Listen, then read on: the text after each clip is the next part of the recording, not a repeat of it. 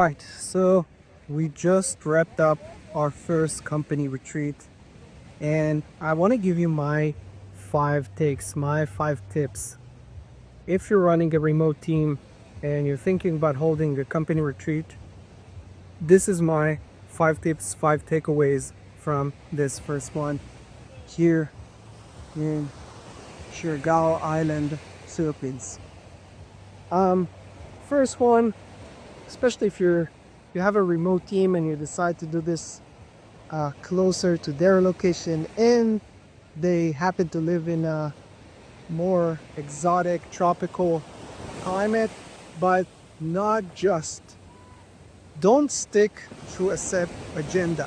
Okay, you can have a general idea as to what you want to do each and every day, but don't be rigid about it. And why? Because especially here, like in places like this, if you have a V18, um, like the tropical weather, it's so unpredictable. And we, for example, we were supposed to do some island hopping, but like the weather was basically pouring rain before the team left, so it didn't work out. So we did some other activities. So don't get aggravated and don't get frustrated if things doesn't happen according to your set agenda, and just play it by ear. Have the general idea as to what you want to do, but don't get all rigid about it. That's number one. Number two, have some one-on-one time with each member.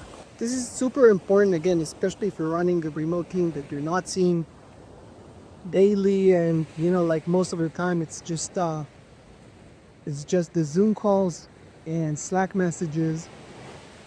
But this is a great time for you to really understand more about the people, whether their personal goals, whether they're looking to achieve in life, whether their aspirations. And this is so important. So find a time, between all the activities, find a time to actually sit down with each of your members and just get a better understanding of how things are going for them. That's number two. Number three,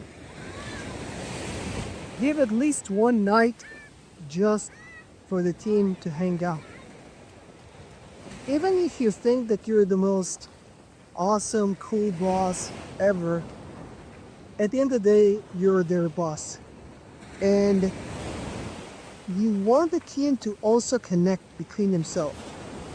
And so for me, like we had like our activity. Obviously we were doing some work, but like one of the nights, I was like, guys, this is your night. Go out, and they had like amazing time, and really connecting. And it's super important, I think, for the culture of the company. Number three,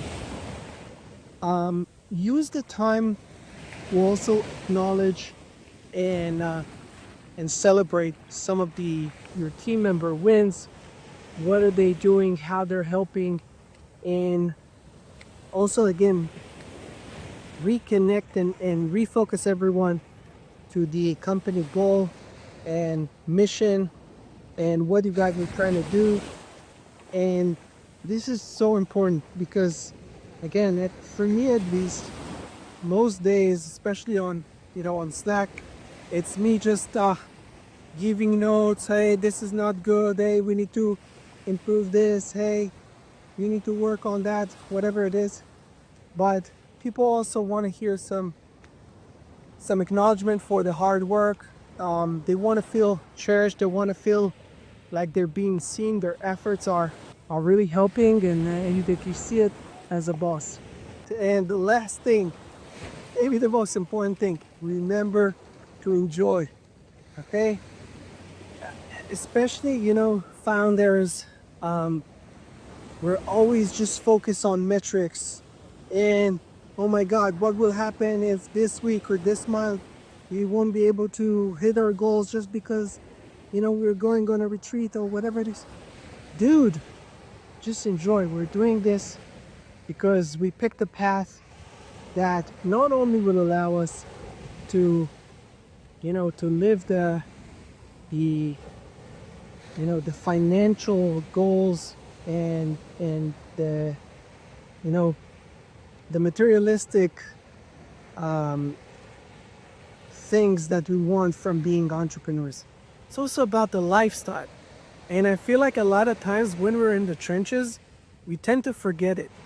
And so, like, freaking look where I am. It's like, it's the most amazing place, one of the most amazing places in the world, I swear to God. And I've been to so many places I've been to all 50 states. I've been to, almost all of Central. This is one of the most amazing places. The weather is warm. The water is super warm and amazing, and you have waves, and it's just like everyone's super chill. So just remember to enjoy. Remember to enjoy.